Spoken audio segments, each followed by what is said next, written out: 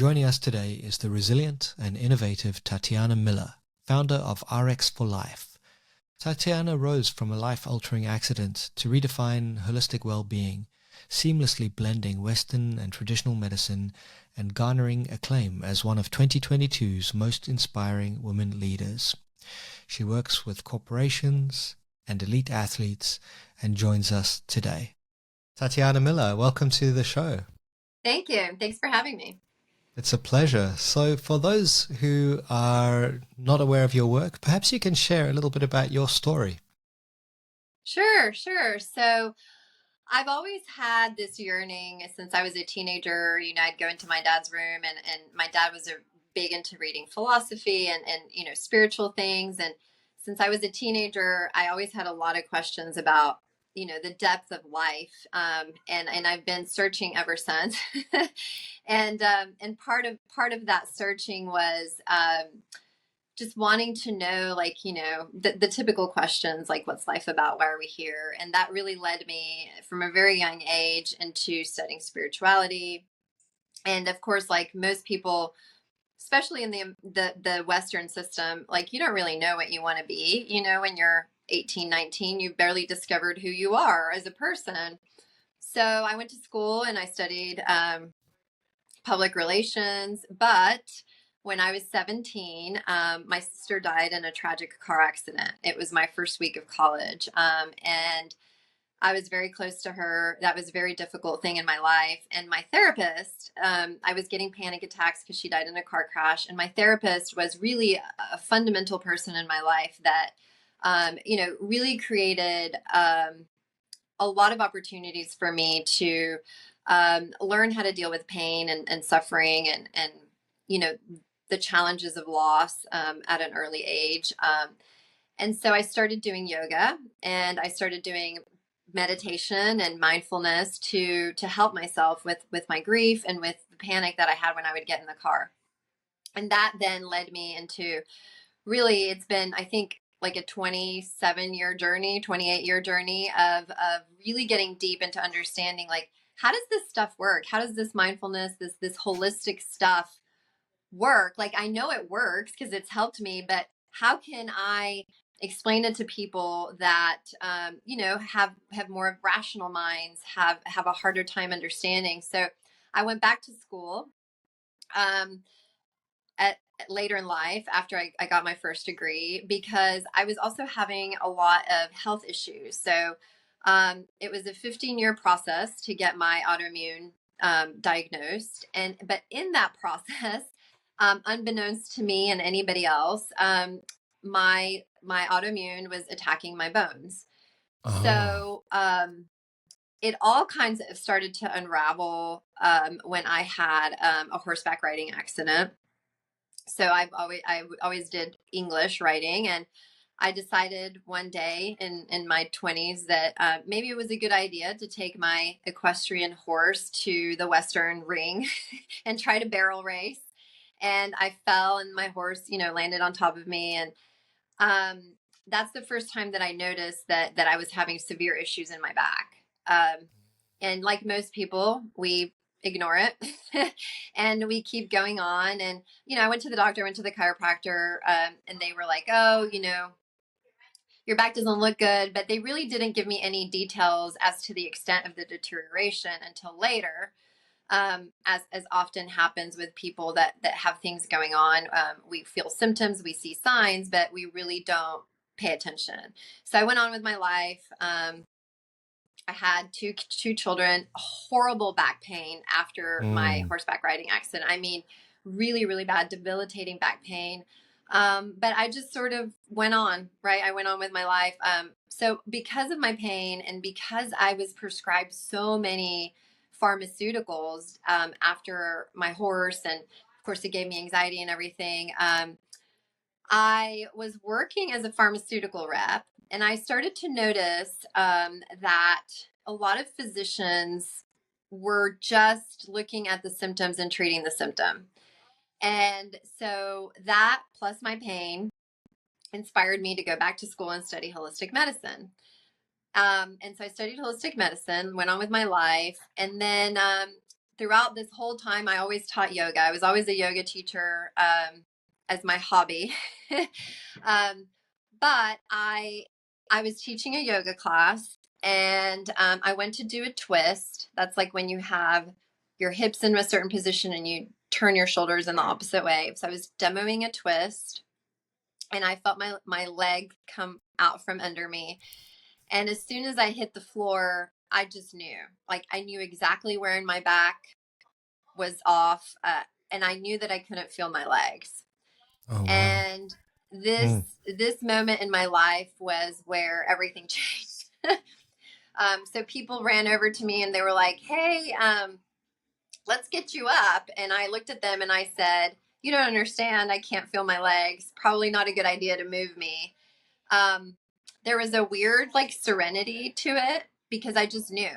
And I think most people, um, I've heard most people when they talk about things like that you know what's happening, and you're kind of your soul, your instinct takes over.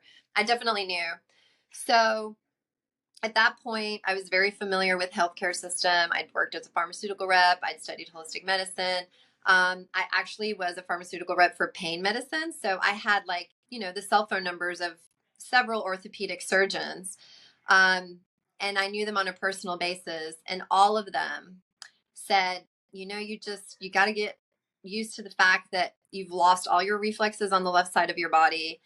And although I did regain some feeling on my right side, I lost all my reflexes on my left. So they were kind of just telling me, like, we can try all these different surgeries, which involved multiple surgeries, which involved um, loss of mobility, a lot of loss of mobility to see what they could do. So at that point, I found out that I was 33 years old and had the back of a 78, 79-year-old person. Oh, wow. Mm. and and so it was at that moment in my life that I figured out a lot of things. I can It imagine. was a horrible time. It was a really scary time because I had young children at the time, and I just, even though I knew what was happening, and of course I felt my own body, my mindset was never of accepting the diagnosis. And I don't know how or why I knew that. Well, I do know now, but at the time I just kind of knew, like, I'm not going to accept this. I'm not going to accept this. I'm not going to accept this. So then my parents kind of stepped in and said, "Hey, like, why don't you come to Mexico?" Because all this happened in the U.S. And it was the U.S. doctors that said, you just got to get used to the fact that you're going to continue to deteriorate, and we can try surgeries. You might need 2, you might need 3, you might need 4. So I ended up going to Mexico, and this doctor that invented the protocols for when a bullfighter gets stabbed by the bulls. He invented these protocols of how to treat these bullfighters, and he was an orthopedic surgeon that happened to be really good friends with my grandfather. So he said to me, I think I can help you, but you need to be in Mexico. So I had to leave my life for a little bit, and go try, because at that point, I didn't want to continue my life without being functional. Mm. And that was a really hard time in my life because um, I just felt like a burden to my family. And we didn't know, we didn't know what was going to happen. So I decided to move forward with that surgery, not knowing if it was going to work or not, but knowing that I couldn't continue how I Yeah. was and where I was. Hmm. So I had the surgery. Um, I, the surgery itself was a whole ordeal because it was a very serious surgery. It was dealing with all of my nerves in my back and my spine. And, all of those nerves are the ones that really make everything happen in your body. So the doctor made me write a living will because there was a lot of danger in the surgery. And I think something that a lot of people don't think about is that, patients' rights. So in most Western countries, you have to designate somebody to follow your wishes in case something goes wrong. And Mm. so when my husband and I sat down to have this conversation, my thinking was, if I can't walk, if things are going right, just let me die. And those are really hard things to like face, Yeah, you know, absolutely. Mm. to decide and to think about. Um, and so that was my decision. And my husband was like, "Oh, I'm not going to do that. Like, no, I don't." And so I had to name my dad as my, give him my power of attorney while I was in the hospital, and trust that my dad would follow my decisions. And during the surgery, I lost a lot of blood. I don't really remember what it is that happened, but I know that I lost a lot of blood, and I had to get a ton of blood transfusions. And there was a point where my dad did have to make a call. And that caused a lot of sort of strong emotions in my family while I was out, right? I didn't know this was happening. Hmm. um, but I think these are all reflective of are we prepared in our lives to face right hard decisions, challenges, and face that there are many instances where your life as you know it could be taken from you. Yeah. And I take that with me, every single day, knowing that at any moment all of our lives could change. um, Hmm. and so um, I woke up and my family was in turmoil. And I could tell that something was happening, but I wasn't quite sure. I learned later on. But when I woke up and I saw that these people were having these tiffs amongst themselves, and I understand why, right? Like a lot of emotions, high tension. I, in that moment, experienced something totally new, which is feeling completely alone, Oh, alone wow. and incapacitated. And so at that point, I learned, I think, one of the most important lessons that we can all learn, right? And it is that it is up to you. It is up to you. Yes, you have family. Yes, you have loved ones. Yes, you have friends. But it's not their job to make you better, and it's not their job. And sometimes they don't have the capacity, right? Like my husband was freaking out. He was like, my wife is about to die, and I can't make decisions. And my dad is like, I'm going to defend my daughter. And so I think that once I kind of understood, okay, I have to focus on my healing, and I have to focus on, all these things that I'd taught for years: meditation, mindfulness, even yoga. I did a lot of yoga, not asanas, right? Not postures, but just being really present with what can I do right now? Yes. Yeah. And yeah, yeah. And so I think one of my favorite things about being in the hospital. Not that I ever want to go back again, but Yeah. moments that you're like, yes, this was wonderful. So because I was a pharmaceutical rep, I had one of the things that I was taking to doctors was at that time it was brand new, and there's these tests where you can see how your body will react to certain medications, and if you're allergic to certain medications. So I had taken this test, and I knew that I was allergic and my body would not respond well to pain medications. So when I woke up and kind of figured out something is wrong here, people are arguing, fighting, whatever, and I'm by myself, they came and were like, hey, here's your pain medicine. And I was like, I cannot take this pain medicine because I'm going to be sick. And they were like, no, no, no, no, no, you don't know what you're talking about. They gave me the medicine anyway in my IV, and sure enough, I started vomiting. And Hmm. after you have back surgery, you can't really be hunching over. Oh, yeah. So, my doctor, that was at that time, he was probably in his 70s. Um, he comes in, and I say to this, old school doctor, I'm like, I don't want the pain medicine. I'm just going to meditate. And he looks at me and he's like, what are you talking about? Like, I don't even know what that is. What are you saying? And I was like, yeah, I'm going to meditate. I'm going to put my headphones on, and I want everybody out of the room. And I'm just going to do a healing meditation and a relaxation. And he's like, you have no idea what you're talking about. I said, can you just let me try? And he was like, sure, I'll be back in half an hour and I'll give you your pain medicine then. He was thinking, whatever, like Yeah. she's going to want it in half an hour. Yeah. So at that time, while I was trying to figure out, what do I do? How do I help myself? Before my surgery, I knew that I was going to be immobilized for a long time, healing and everything. So I had started this course with Deepak Chopra, who's a very well known holistic doctor, and he's really done a fantastic job of sort of making holistic thinking part of the Western way. And so I was taking this course with him, and part of his course was healing, healing yourself, healing your genes, healing your cells. And so I would listen to this meditation, and it's the first time that I think I really um, experienced true meditation.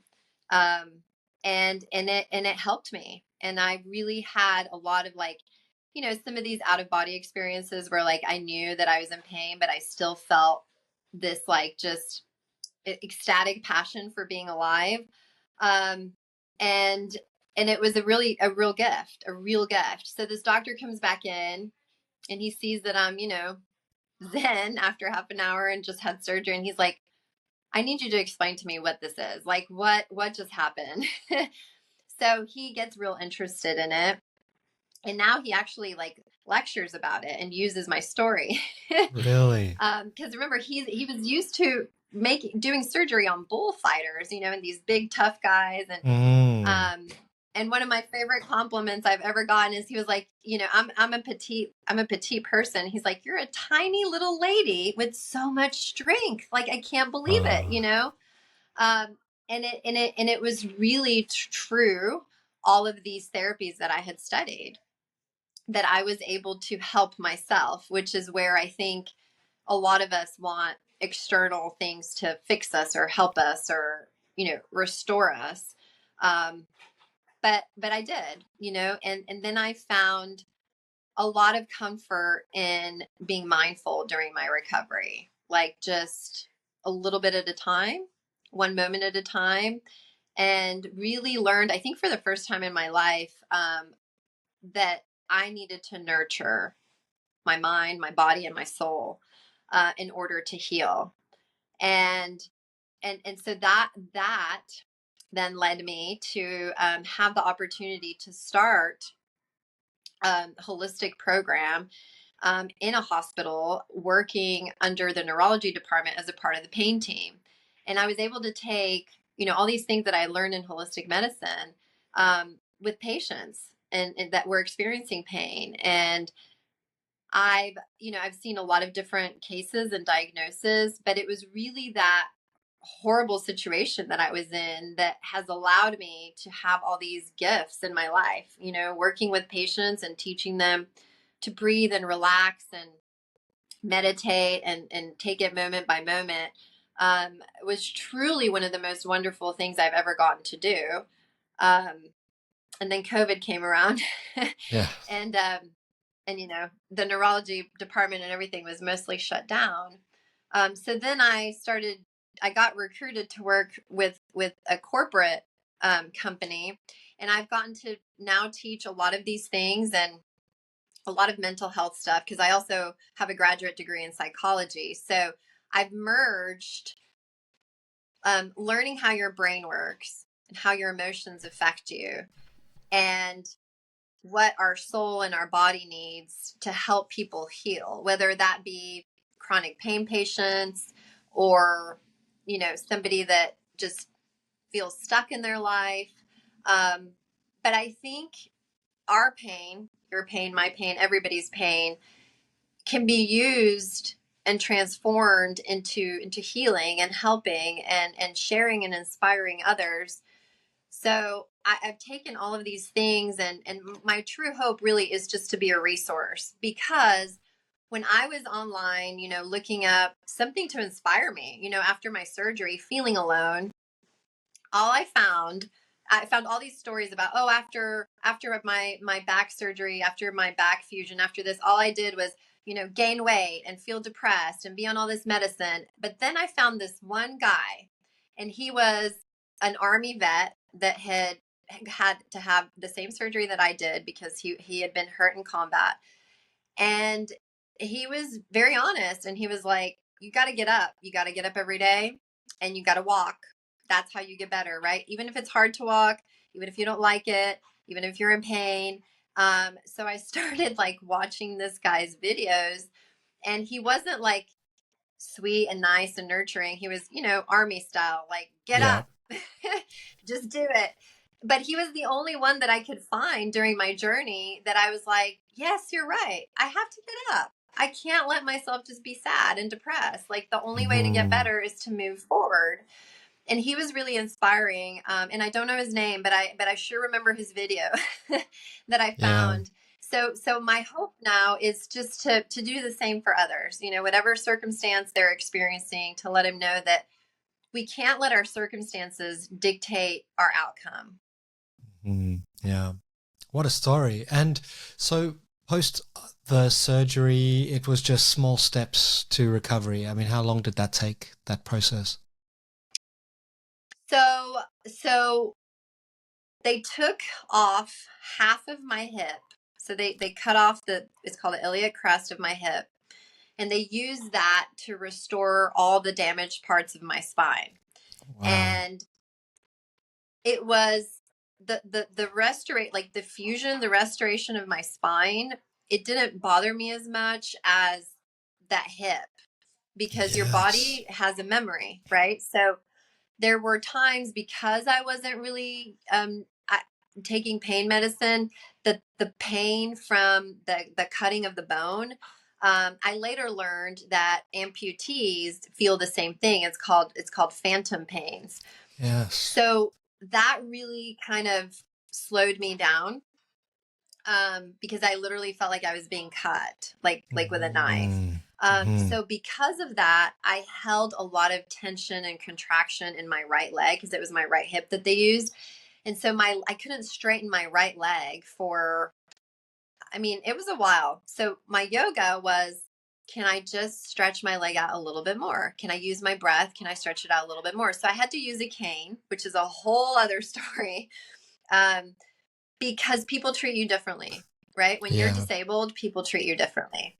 And Mm. that was a whole other learning experience for me. I didn't want to be seen as a disabled person, because I didn't see myself as one, right? I saw myself as somebody that it was working hard to heal.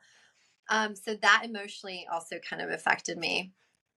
Um, but it probably took me a good year to be fully like feeling like um, I was in control of my body. And that's the thing, right? With injuries, with trauma to the body, is that we feel like our body is betraying us or not working how it should.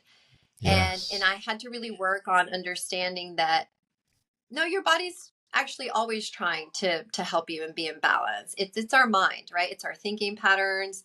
It's how much fuel we give our emotions when we're frustrated and angry. Um, because the signals that you send, right, in an injury, the signals that I was sending to my leg, like, oh, straighten, oh, I want to do this, that was actually slowing me down.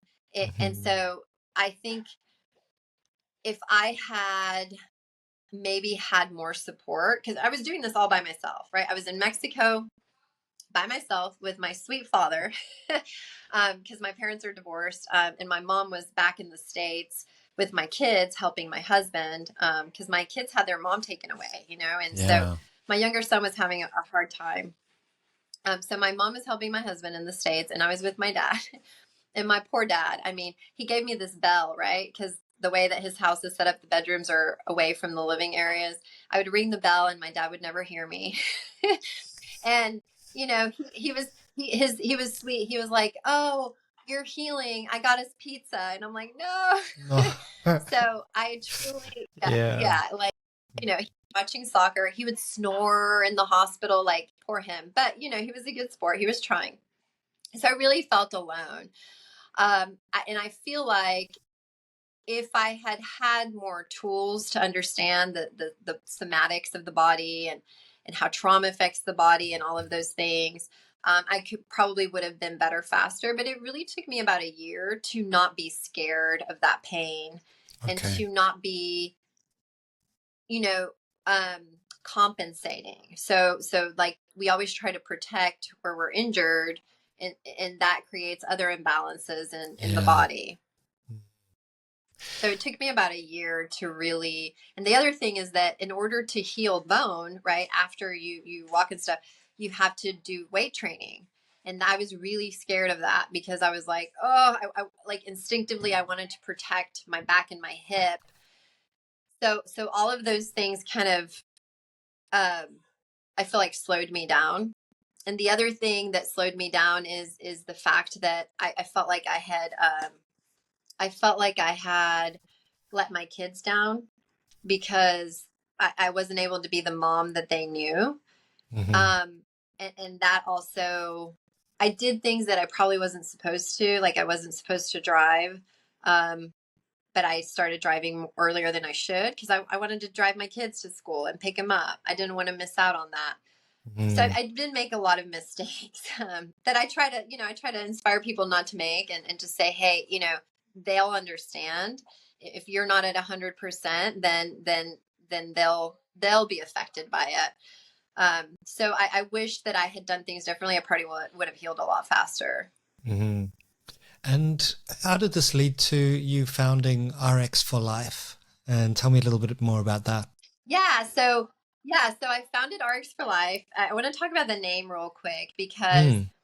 because I was a pharmaceutical rep, because I was prescribed all these pharmaceuticals. I wanted to create something to help people understand what are the true prescriptions for our life that we need. And they're not pharmaceuticals. And I'm not saying pharmaceuticals are wrong to use. I'm just saying they shouldn't be something that we rely upon, right, to help us. Hmm. Our real prescriptions for life should be understanding that we need to be emotionally intelligent with ourselves, that we need to understand what well-being is, right? Well-being is not exercising, which is what most people think. Like, oh, I want to feel good, I want to be well, so I was exercise. That's one part of it, but there's 8 dimensions to our well-being.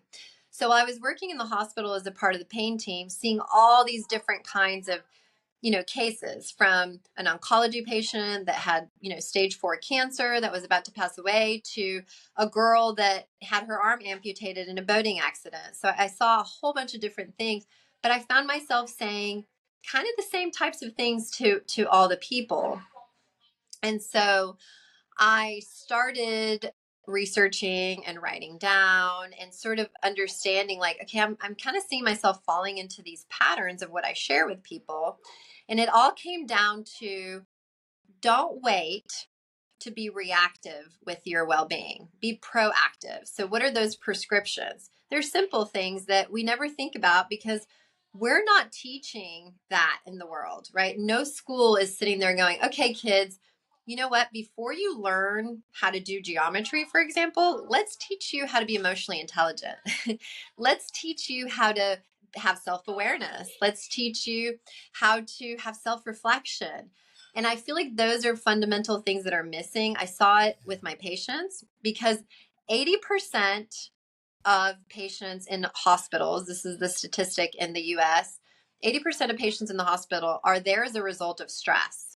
So your Yeah. body keeps a score, Yeah. and your body will tell you when you're not doing what you should. And these are basic things. So RX for Life is about the foundations and the basics, from your mental health to your habits to just coaching on why do I feel stuck.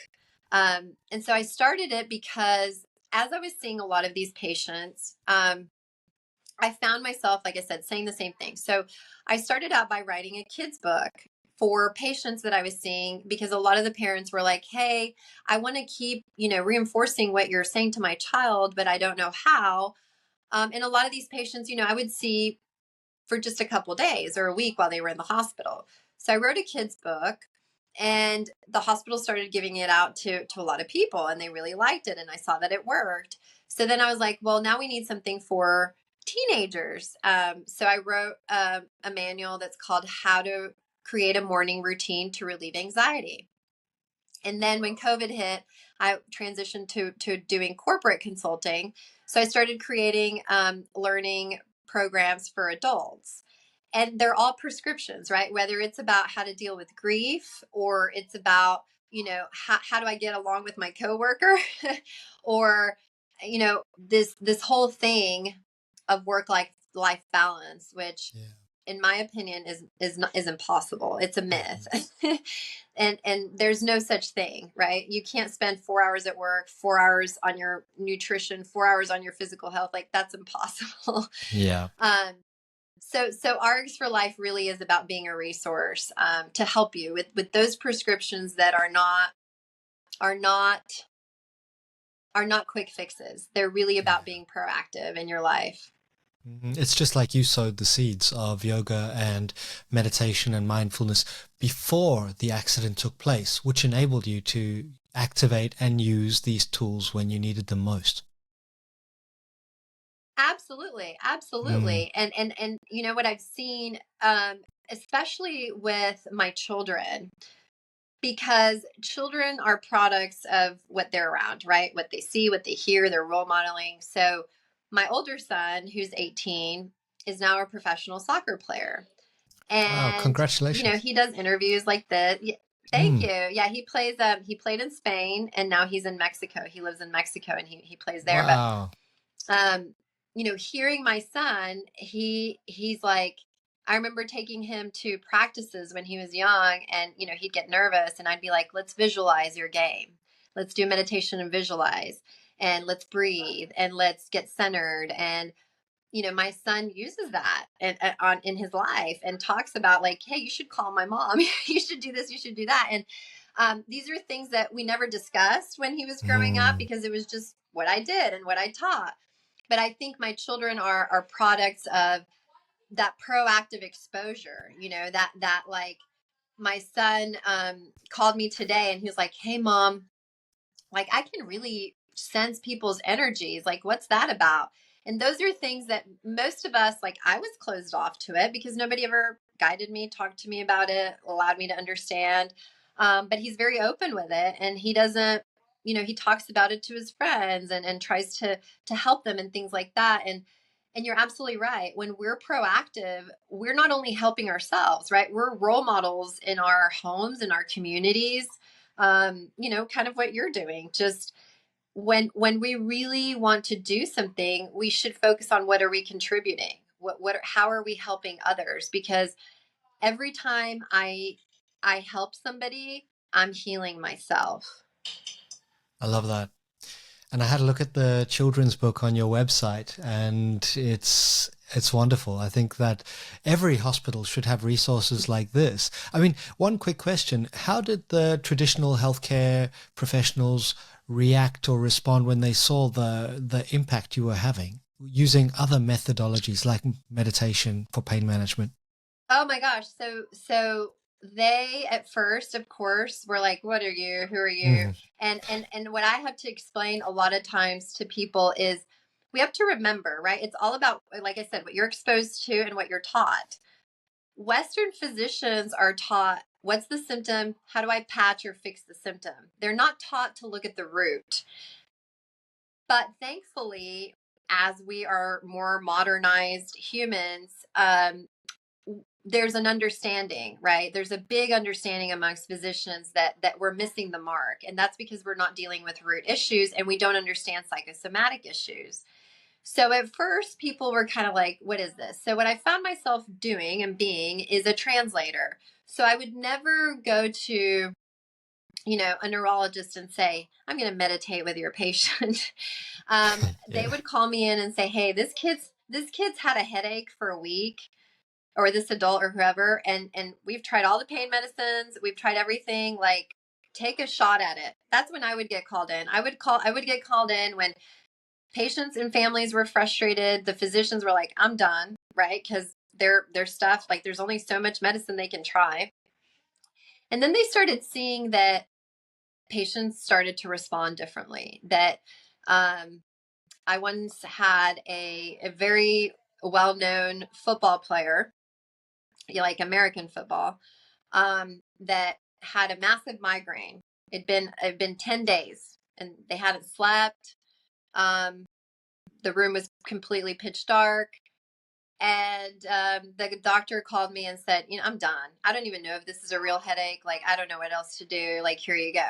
And so I walked in and I started asking questions, and I had this technique that it's a feather. This is why I always wear my feather earrings. Mm. And you take a feather to people that are over regulated, right? So it's all about relaxing the nervous system. And the doctor was there with me. And he watched me ask questions and relax this. It took about an hour. At the end of it, we found out that the headache stemmed from, I asked a lot of questions like, how did your headache start? What were you doing when your headache started? These are not questions that doctors ask. They ask, like, do you do drugs? But I was like, what was going on in your life? Like, tell me about the days before you got your headache. So he starts talking and I ask questions. And he says, well, I was trying to figure out how to handle the fact that I slept with my best friend's girlfriend. No And I way. was like, oh, Mm-hmm. buddy. I was like, so this is about guilt and not knowing how to deal. And he looked at me and he goes, oh my gosh, yes. And I was like, how do you Wow. feel about calling the girl and breaking it off and calling your friend and telling the truth?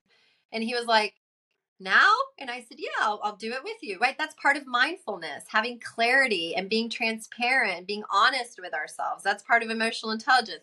So he calls the friend, he calls the this. I'm there the whole time. The doctor's like, what is happening? Yeah, the doctor's just And like ready to write a prescription. Yeah. yeah, the doctor's like, Yeah. what is happening? So then he does all this. We do a relaxation. He falls asleep, right? Mom is in the room with the patient, the mom there. And she said, he has literally not slept in a week. I've been with him the whole Wow. time. He's not been able to sleep. This is the first time he's able to fall asleep. So I left. I came back the next day and he's smiling and he's sitting up and he wants to give me a hug. And he's like, my headache went away. So it was moments like that really started making doctors call me into their cases. So I started only being available to neurology patients. Then I wound up being available to every doctor in the hospital. And then I wound up teaching what's called the ground rounds, which are the continuing education classes for physicians. And so I found myself crossing that boundary between the Western and the Eastern and helping be a bridge. And a lot of doctors, they still, like, I had a call the other day that they were like, hey, I was referred to you by Dr. So and so. And I was like, oh, that's nice to know, because I haven't been in the hospital for 4 years now, 3 or 4 years, I don't remember. But so I found myself, and I still see patients that I met in the hospital. They come see me in my private office, a lot of chronic pain people. And we just, we're constantly working on not letting chronic pain dictate their life. And that's a big battle for chronic pain patients. It's not easy, right? To just say, oh, don't stop focusing on it. So I found myself, I learned so much. I learned so much, and they learned from me, and it was a beautiful kind of co co dealing with pain and with patients. And I think it also was a relief for a lot of them, because unfortunately a lot of doctors get rated with their reviews, right? They get rated by the hospital with their reviews, and so that also helped them. But Mm. the key thing here is that I didn't realize the toll that it took on me, Okay. watching and witnessing and being part of the system, until I Yes. left. And I realized um, that, this was talked about a lot during COVID, that caretakers get fatigued, um, and that it is a draining thing to deal with people that are suffering. But the reality is that I don't know what the statistics are where you live, but in the United States, we right now have the highest rates of anxiety, suicide, depression, pharmaceutical consumption. Hmm. And unfortunately, the majority of people are suffering. Yes. Yeah. You mentioned shifting towards the corporate world, and I think it's an amazing thing to do. I do that as well because you can help people before they end up in the hospital. What are your thoughts about stress and burnout, particularly in the context of all of this anxiety we're seeing, so many people reporting being, at the bottom of the spiral? What are some practical tools or thoughts about this? Yeah, so I've done a lot this year of preventing burnout kind of workshops for companies. But here's the thing: burnout prevention starts with leadership. And burnout is a result of the role modeling and the pushing and the culture of each company. And that is set by leadership. But guess who takes my workshops? Is it leadership or is it the Of course employees? not. That's the problem. It's the employees. That is exactly the problem. Yeah. And it's the same with schools, right? It's the same thing that they're not teaching kids. In my opinion, and one of my passions, right, is education, because it all starts with foundations. And if we're not teaching children how to deal with stress, how do we expect an employee, a corporate person, to know how to deal with stress? So I actually did a research project for Purdue, and when I was researching, it was astounding. There are there's one curriculum, Harvard MBA, that teaches emotional intelligence. And you know why Harvard MBA teaches emotional intelligence? Is because companies have come back to Harvard and said, we're lacking, right? These kids can't lead, these kids can't work in teams. And Mhm. so you got a big degree, but you can't work with people. And that's a problem. And so I think that companies want to check off boxes, but they don't truly want real change, because I see it all the time. Like, I usually work a lot with HR departments, and a lot of the HR departments' hands are tied, you know? Yeah. Um, and companies will say, "Oh, you can ask for a day off," right? And companies will say, "No, you can't have the day off because we need this work done." So a lot of companies, I think, are really, really behind on truly helping prevent burnout. And unfortunately, what I see a lot is that employees are starting to realize that they're just a number, which actually adds to the burnout, because we don't feel valued, we don't feel supported, and we're not going to be engaged. And if we're not engaged, we're going to get to burnout a lot faster. Yeah. And so I think it really starts with what you said, being proactive and looking at your job as one branch of your life, not your whole life. And I think that that is where we go wrong. And it's part of the culture, right? Western culture is about do, do, do, do, do, do, do. And where are we being? you know, um, Yes. where are we being? If your identity is completely intertwined with your job, then really, who are you at the end of the day? So I love that idea of viewing it That's as a actually one of the branch. exercises yeah.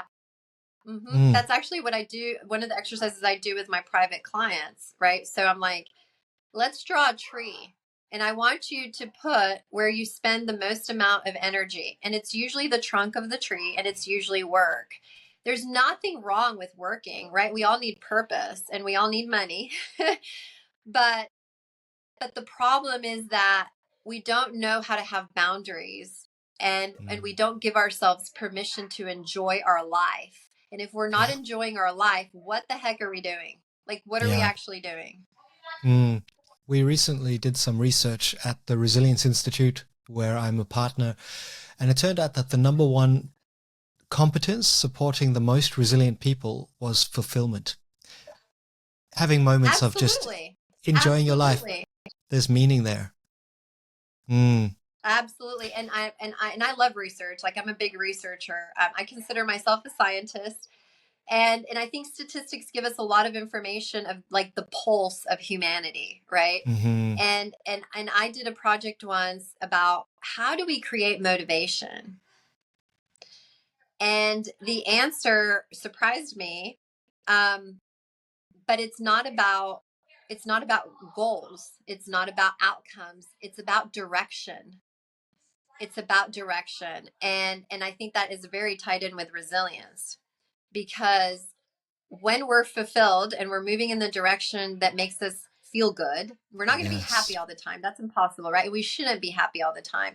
Hmm. But when we have direction and we feel fulfilled because we're living our life with intention, then we're going to find motivation. And that's what I think we're seeing in a lot of big companies, right? People are like, you have to do this, and the employees are like, I don't really care about that. Yeah. So I'm just going to Why? do the minimum, you know? Yeah. Yeah, Mm. exactly. And I don't blame them, I don't Yeah. blame them.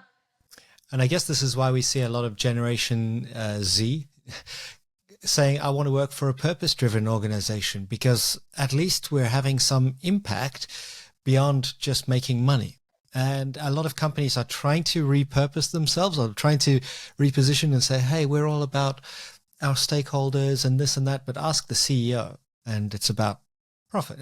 Nothing's actually changed, and that's a problem. Oh, absolutely. That's why this is a topic for another day. But when it comes to resilience, like, what does actual diversity and inclusion and equity programs do, right? Do they really, are they really creating this purpose, this fulfillment of bringing in different cultures, or is it just a checkoff list? Mm-hmm. Yeah, very, very true. I had a couple of very practical questions for you. One is, how can people Sure. make decisions under high pressure? Any tips? So it's going to be practically impossible to make a good decision, right? Good doesn't mean it's the right decision. It just means it's a decision you can have peace with if you're living a reactive lifestyle. So it all starts with practicing and learning how to be proactive. Because if I'm practicing being proactive with little things, like there's a traffic jam and I'm running a little bit late, and I'm practicing being proactive, and I breathe and I'm okay and I trust that, it is what it is. Then when bigger challenges come, right, high pressure decisions like, do I take this job or not? Do I marry this person or not? Um, then when high pressure decisions come, you're not going to be guided by emotions. Reactive people let their emotions guide their decision making. Proactive Yes. people let their emotions come, and we feel them and we move past that emotion in order to make a clear decision. So that's my advice. I like it. Proactivity is the theme. Any specific practices you would recommend for people out there who maybe are feeling stressed, distressed, overloaded? What's a good place to start? So this is going to be counterintuitive, but it works. When we're feeling stressed, overloaded, overwhelmed, anxious, we have to take a break, and we have to walk away from the project, from the problem, from the person, from ourselves, and get clarity. And the best way to get clarity is grounding, right? Is being in nature, is touching rocks, is feeling fresh air, is sitting with your dog or whatever animal you have close to you, and remembering, right, that the solution is in the problem. But when we focus on the problem, we're only creating more problems. When we take ourselves and remove ourselves, that's where we get clarity. So I find it fascinating that some of the most successful CEOs have all openly talked about how they use their intuition for key decisions. And that only comes when you practice being grounded. Yeah, wonderful. Any final thoughts for those out there who have enjoyed listening to this conversation? And of course, we'll put all of the your website and contact details in the show notes. But any final thoughts for listeners out there? Sure. So I think something that we didn't touch upon that I think is really important, right, for this proactivity, for this clarity, for cultivating resilience, is to do something every day that scares you. I don't mean like go kiss a tarantula. I don't mean that. I just mean like I don't mean like dangerous things, right? I mean little things. Like I had a client today that was like, I realized that I have forgotten how to make friends, right? This is an adult, and it happens to all of us. And I'm kind of wanting to like connect with people in a different way. And I was like, So go to a coffee shop and walk up to somebody and be like, hi, I'm Tatiana. How are you today? She's like, what? What do you mean? And I'm like, go do it. So it's little things like that. Or start that website that you think, I'm never going to be able to focus on this. I'm never going to be able to do it. Take one step every day and do something that scares you. And before you know it, nothing will scare you. You'll be really comfortable and just enjoying life as it comes, because you understand that it's okay to be uncomfortable. I love that. Thank you so much, Tatiana Miller. It's been a pleasure. Thank you for sharing your story. Really appreciate it. Sure. No, thank you for having me. And hopefully we'll get to do this again at some point, because I think there's so much more. There's so much more we can discuss. I know. I would love to do it. So, I mean, we can connect another time, but I've had so many people and they're like, you need to make a lot of things. I just touched on little things that happen, but there's so many other things. So I'd love to talk to you more. Yeah. Absolutely. Thank you for joining, and thank you everyone out there. If you would like to connect with Tatiana or read more, click the links in the show notes, and we will see you in the next episode.